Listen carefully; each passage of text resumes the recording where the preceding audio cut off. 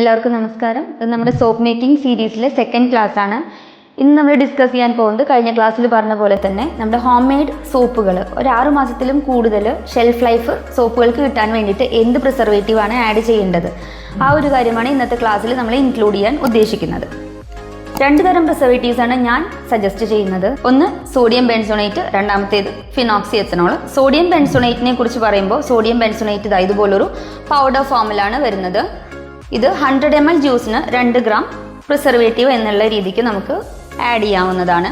ഇതിൻ്റെ യൂസേജ് പറയുമ്പോൾ അരിവേപ്പായാലും കറ്റാർവാഴ ആയാലും പനിക്കൂർക്കയായാലും ഏതാണോ നമ്മൾ ഹോം മെയ്ഡ് എക്സ്ട്രാക്റ്റ് എടുക്കുന്നത്, ആ എക്സ്ട്രാക്റ്റ് ഒരു 100 ml ആണ് നമ്മൾ എടുക്കുന്ന എക്സ്ട്രാക്റ്റ് എങ്കിൽ ഇത് 2 ഗ്രാം ആഡ് ചെയ്യാം.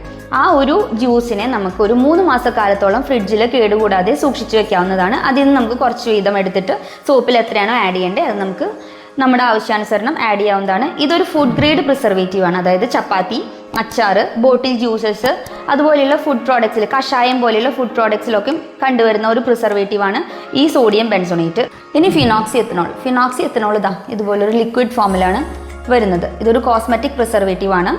Phenoxy ethanol moisturiser, body wash അതുപോലെയുള്ള കോസ്മെറ്റിക് പ്രോഡക്ട്സ്, ഈ ഐ ഷാഡോ പോലെയുള്ള കോസ്മെറ്റിക് പ്രോഡക്ട്സിലൊക്കെയും യൂസ് ചെയ്തു വരുന്ന ഒരു കോസ്മെറ്റിക് പ്രിസർവേറ്റീവ് ആണ്. ഇതും നോർമലി എല്ലാവരും യൂസ് ചെയ്തു വരുന്നതാണ്. ഇതിൻ്റെ ഒരു യൂസേജ് എന്ന് പറയുന്നത് 100 ml ജ്യൂസ് എടുക്കുകയാണെങ്കിൽ 1 ml ഈ ഫിനോക്സി എത്തനോൾ ആഡ് ചെയ്യാവുന്നതാണ്. നമുക്ക് നേരത്തെ പറഞ്ഞതുപോലെ തന്നെ 3 മാസക്കാലത്തോളം നമുക്ക് ഫ്രിഡ്ജിൽ ആ ജ്യൂസ് കേടുകൂടാതെ സൂക്ഷിച്ചെടുത്ത് വയ്ക്കാം.